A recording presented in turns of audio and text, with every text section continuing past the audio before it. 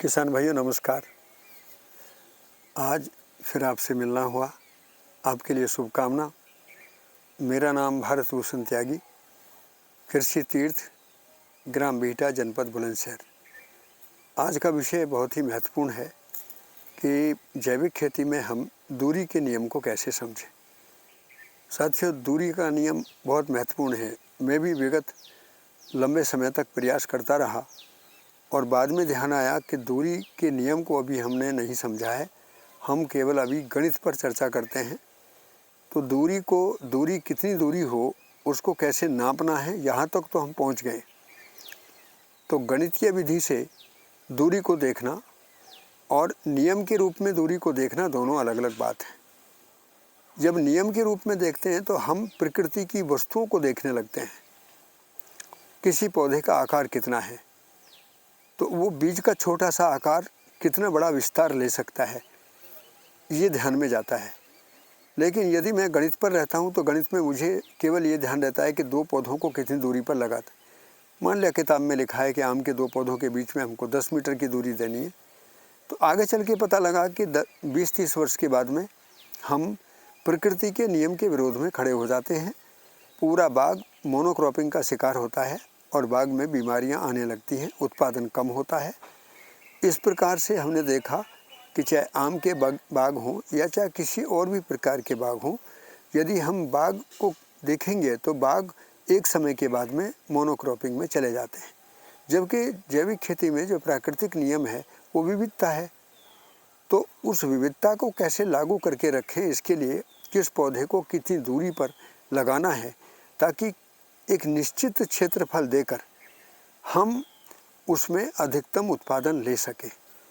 और उसका नियम यही है कि हर इकाई अपने विस्तार में या अपनी स्वतंत्रता में ही एक निश्चित फल परिणाम के साथ अपने प्रयोजन को पूरा करती है।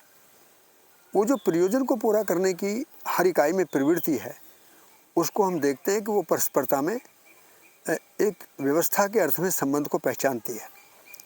तो परस्परता के अर्थ में संबंध को पहचानना और साथ में अपने विस्तार के साथ में स्वतंत्र रहना, ये इकाई की मौलिक स्वरूप है।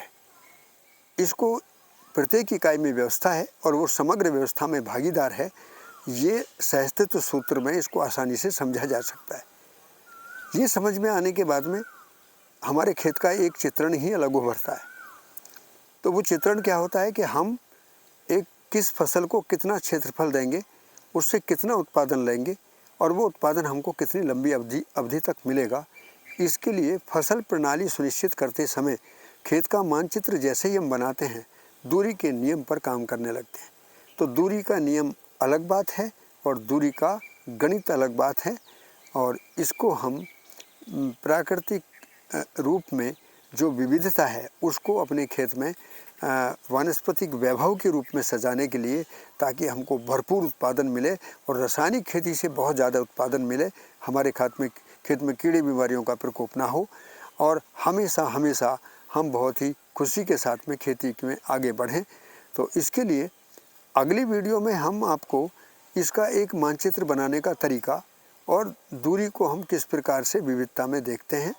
तो आज मैंने इस वीडियो में केवल आपके सामने ये रखा कि दूरी का गणित और दूरी का नियम दोनों अलग अलग बातें हैं।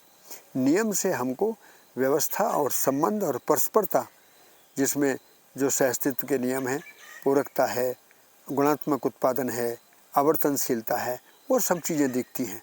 तो जो चीज़ें आँखों से नहीं दिखती, जो चीज़ें मशीन की पकड़ में नहीं आती, वो आदमी के ज्ञान के रूप में आदमियों को समझ में आती हैं। तो समझ में आने वाली क्रियाओं में नियम भी एक क्रिया है, चाहे वो दो परमाणुओं के बीच में है, चाहे वो दो इकाइयों के बीच में है। तो आपने देखा होगा कोविड के समय में 2 गज की दूरी, मास्क की ज़रूरत है। 2 गज की दूरी क्या है?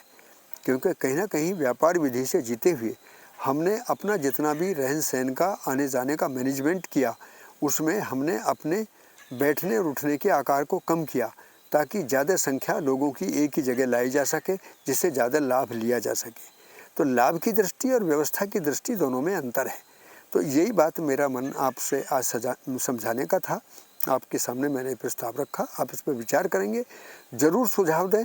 साथियों, मात्र दूरी का नियम समझ में आने के बाद खेत में कीड़ी बीमारियों का प्रकोप और खरपतवारों का नियंत्रण किस प्रकार होता है, बहुत खुशहाली की बात है। आमदनी निश्चित रूप से बढ़ती है और हर तरीके से समृद्धि का अनुभव होता है।